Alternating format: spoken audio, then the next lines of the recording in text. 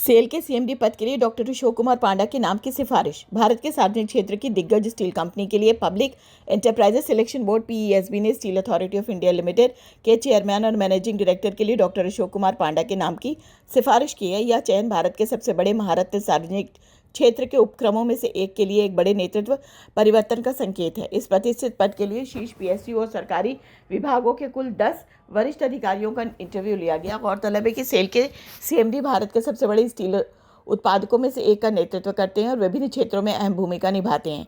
PSB की सिफारिश और कैबिनेट की नियुक्ति समिति के अनुमोदन के लिए भेजी जाएगी। एक बार मंजूरी मिलने के बाद डॉक्टर अशोक कुमार पांडा आधिकारिक तौर पर सेल के चेयरमैन और मैनेजिंग डायरेक्टर का कार्यभार संभालेंगे।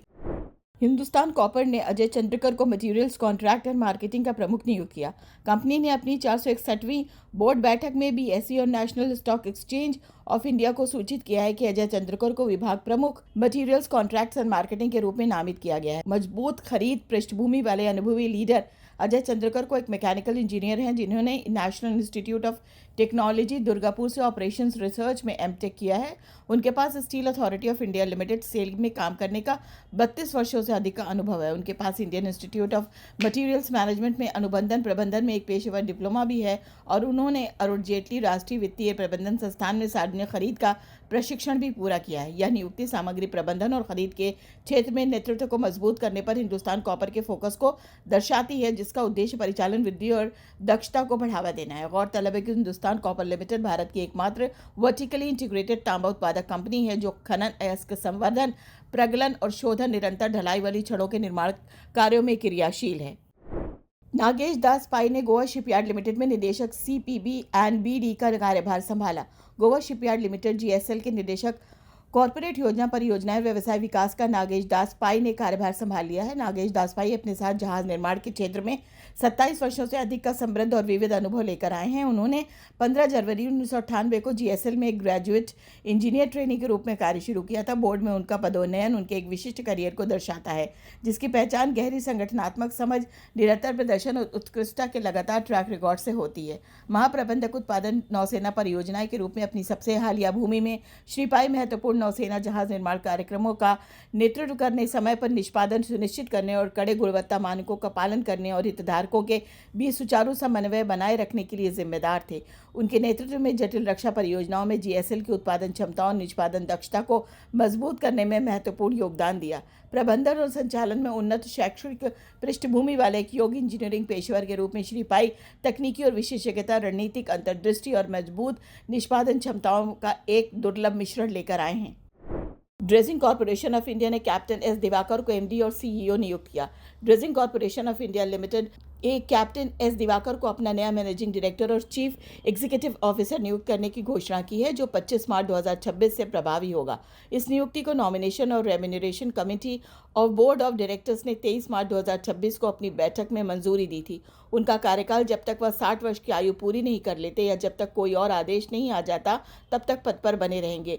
गौरतलब है कि कैप्टन एस दिवाकर के पास ड्रेजिंग और समुद्री क्षेत्र में 38 वर्षों से अधिक का अनुभव है, जो उन्होंने कंपनी के लिए एक अनुभवी लीडर बनाता है।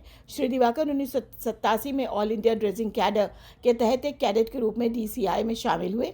ड्रेजर जहाज़ों पर 22 वर्षों तक सेवा दी। कैडेट से कैप्टन और मास्टर ऑफ ड्रेजर के पद तक पहुंचे। 16 वर्ष तक वरिष्ठ ऑन शोर प्रबंधन के लिए कार्य किया। जहाज पर, जमीन पर, ऑन शोर दोनों तरह के कार्यों का उनका दोहरा अनुभव उन्हें एक प्रतिस्पर्धा और बदलते समुद्री परिदृश्य में कंपनी का नेतृत्व करने के लिए विशिष्ट स्थिति में रखता है। बीएचईएल तिरुचि के अशोक बने कार्यकारी निदेशक। भारत की अग्रगणी विद्युत उपकरण निर्माता कंपनी में से एक महत्वपूर्ण नेतृत्व परिवर्तन के तहत के अशोक ने आधिकारिक तौर पर Bharat heavy electricals limited Tiruchiri complex के कार्यकारी निदेशक के रूप में पदभार ग्रहण किया है। श्री अशोक अपने व्यापक परिचालन अनुभव के लिए जाने वाले 59 वर्षीय इंजीनियर एस प्रभाकर का स्थान लेंगे, जो कॉम्प्लेक्स के प्रमुख पद से सेवानिवृत्त हुए हैं। अशोक अपने साथ बीएचईएल के विभिन्न क्षेत्रों और संस्थानों में 36 वर्षों का समृद्ध अनुभव लेकर आए हैं। तिरुचि आने से पहले अशोक बेंगलुरु स्थित बीएचईएल के औद्योगिक प्रणाली समूह में कार्यरत निदेशक के रूप में कार्यरत थे। पेरुंदुराई के कोंगू इंजीनियरिंग कॉलेज से इलेक्ट्रिकल्स और संचार इलेक्ट्रॉनिक्स में इंजीनियरिंग में स्नातक उन्होंने 1990 में इसी ISG बेंगलुरु इकाई में स्नातक इंजीनियरिंग प्रशिक्षु के रूप में BHEL में कार्यभार संभाला था। अपने लंबे और गौरवशाली करियर के दौरान अशोक ने परियोजना निष्पादन, विनिर्माण, तकनीकी सेवाओं और औद्योगिक स्वचालन सहित प्रमुख क्षेत्रों में महत्वपूर्ण योगदान दिया। उन्होंने प्रमुख विद्युत परियोजनाओं में महत्वपूर्ण भूमिका निभाई और नोएडा स्थित BHEL के कॉर्पोरेट कार्यालय के साथ साथ रानीपेट स्थित बॉयलर सहायक संयंत्र में महत्वपूर्ण पदों पर रहे। BHEL तिरुचिरी परिसर कंपनी के सबसे रणनीतिक विनिर्माण केंद्रों में से एक है। MRVC के अभिषेक स्वामी के लिए वित्त निदेशक के रूप में सिफारिश। फिलहाल नमिता त्रिपाठी को अंतरिम प्रभार। रेलवे मंत्रालय ने मुंबई रेलवे विकास निगम लिमिटेड के वित्त विभाग में महत्वपूर्ण नेतृत्व परिवर्तन को मंजूरी दी है। Shri Namita Tripathi IRAS PFA central railway MRVC में निदेशक वित्त का अतिरिक्त प्रभार सौंपा गया जब तक कि कोई नियमित अधिकारी पदभार ग्रहण नहीं कर लेता, आगे कोई आदेश जारी नहीं किया जाता। इस अंतरिम व्यवस्था के बाद सक्षम प्राधिकारी ने अभिषेक स्वामी को तत्काल आधार पर MRVC निदेशक पद के लिए नियुक्त किया है। श्री स्वामी को 5 साल की अवधि के लिए नियुक्त किया जाएगा, जो कार्यभार ग्रहण करने की तिथि से प्रभावी होगा। रेलवे सेवा से उनका त्यागपत्र इस नियुक्ति के साथ स्वीकार कर लिया गया। ये नियुक्तियां मुंबई में शहरी परिवहन अवसंरचना परियोजनाओं को समर्थन देने के लिए MRVC के वित्तीय नेतृत्व को मजबूत करने का निरंतर ध्यान केंद्रित करना दर्शाती है। हिंदुस्तान पेट्रोलियम कॉर्पोरेशन लिमिटेड ने आलोक त्रिपाठी को अपने बोर्ड में सरकारी मनोनीत निदेशक नियुक्त करने की घोषणा की है। पेट्रोलियम और प्राकृतिक गैस मंत्रालय ने 19 मार्च 2026 के संचार के बाद यह नियुक्ति 23 मार्च 2026 से प्रभावी होगी। कंपनी द्वारा दोनों स्टॉक एक्सचेंजों को प्रस्तुत नियामक फाइलिंग के अनुसार त्रिपाठी का कार्यकाल 3 वर्ष की सह अवधि के आधार पर या अगले आदेश तक जो भी पहले के लिए होगा। यह नियुक्ति SEBI रेगुलेशंस 2015 के विनियम 30 के अनुपालन में की गई है। उल्लेखनीय है कि आलोक त्रिपाठी ऊर्जा और परिवहन क्षेत्रों में व्यापक अनुभव रखने वाले एक अनुभवी सिविल सेवक हैं। उन्होंने प्रतिष्ठित भारतीय प्रौद्योगिकी संस्थान कानपुर से मैकेनिकल इंजीनियरिंग में BTech और MTech दोनों डिग्रियां प्राप्त की हैं। HPCL के इस बात पर जोर दिया है कि यह नियुक्ति कॉर्पोरेट गवर्नेंस मानदंडों और नियामक प्रकटीकरण आवश्यकताओं के अनुरूप है।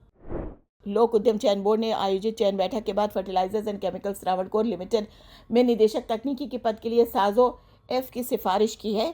यह सिफारिश सार्वजनिक क्षेत्र के उद्यमों में कई वरिष्ठ उम्मीदवारों के साक्षात के बाद आयोजित PESB बैठक के दौरान की गई। साजो F, जो वर्तमान में FCAT में मुख्य महाप्रबंधक के रूप में कार्यरत है, कंपनी में तकनीकी संचालन की देखरेख करने वाले इस महत्वपूर्ण नेतृत्व के लिए चयनित उम्मीदवार के रूप में उभरे। इस पद के लिए करीब आधा दर्जन उम्मीदवारों के लिए साक्षात्कार लिए गए थे।